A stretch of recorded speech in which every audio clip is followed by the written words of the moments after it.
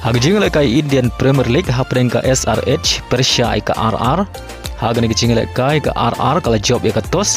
Bad kala ailat ya ka SRH pantit ningkong. Habang ipai siya ka palitit jong ka SRH kirang tit jong ka gilala ban Ialehkai bha. Haga bagi lala ban kamai hadu ars pa kan riu runs bad haben riu weekend nagi arpeu over. Bad haga ni ka palitit jong ka SRH u Ishan Kishan u breu captain jong ka ulala ban kamai hadu kandai peu runs.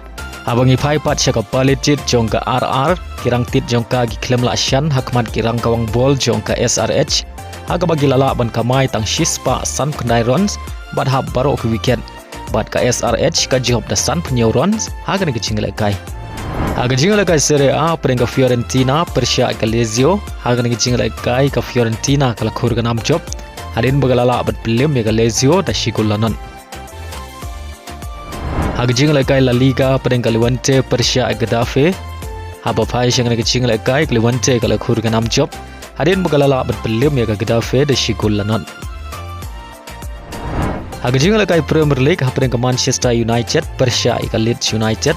Haga ni Ialehkai ka Manchester United kalamat ika namrem halaying hadin bukala sya prelim hakmat ka Leeds United da arla kawai bari agi ni ar gol juga Leeds United layo ban tep daw Okafor haga minit ka basan bad haga minit ka ar peu kandai.